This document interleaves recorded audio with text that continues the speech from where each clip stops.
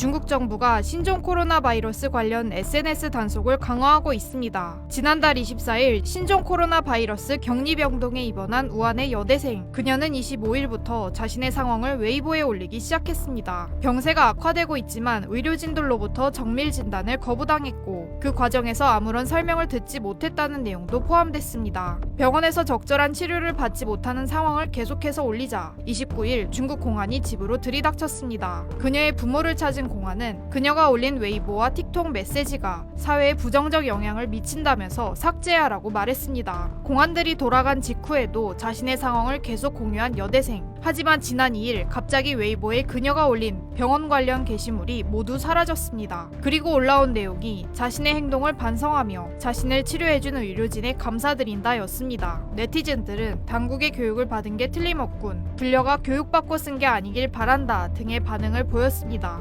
실제 공안들이 집으로 찾아와 인터넷 게시물 삭제를 요구하는 영상도 올라왔습니다. 未经官方认证或宣布，不得发布任何关于疫情的任何消息。那哪个地方会通知呢？会官方发布？没有官方通告不能随便发布，一旦发布造成社会影响的，我们将追究法律责任。现在我们要求你立即纠正你前面的朋友圈，一个是删除，第二个你再发朋友圈，对前面你发的信息进行纠正。怎么就这样？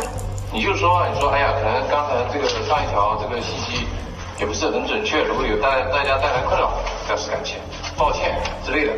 얼마 전 우한병원의 실태를 영상으로 폭로했다 당일 체포된 팡빈 씨. 많은 사람들이 그가 체포될 당시의 영상을 퍼나르자 여론을 의식한 공안에 의해 다음날 풀려났습니다.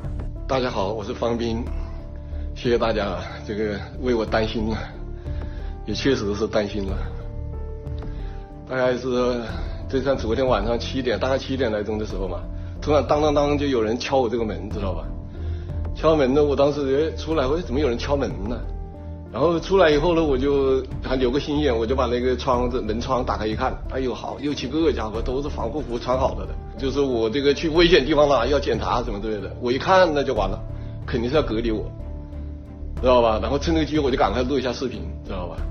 录下视频以后呢，我就想这个刚才锁门，把门跟他反锁，就不管他了嘛。结果我一碰到那个锁，他正在拉，知道吧？在外面拉这个锁，我一碰，他一下带开了。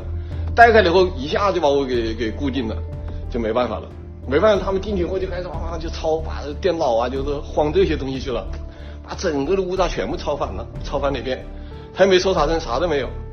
趁这个机会，我就赶快把那个叫什么，就是我录的那2段视频，我赶快把它就发到群里。他们一看了一动，哎呦，我在发东西，就手机在我手上，他就马上就把手机给我拿走了，发不了了。但是抢着我发了几个，知道吗？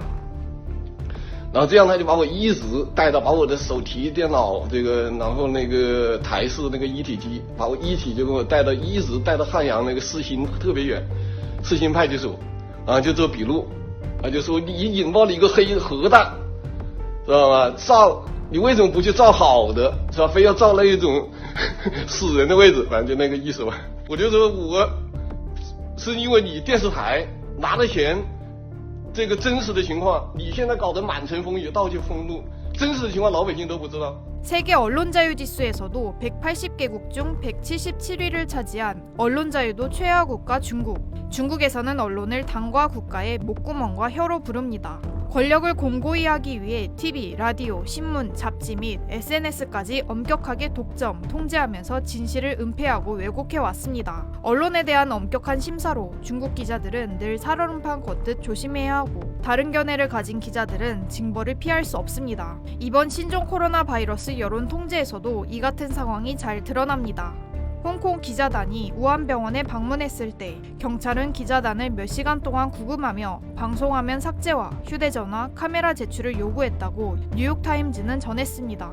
또 중국 인터넷 업체 텐센트 소유의 뉴스 사이트에 신종 코로나 바이러스 관련 기사가 10시간 만에 삭제되기도 했습니다.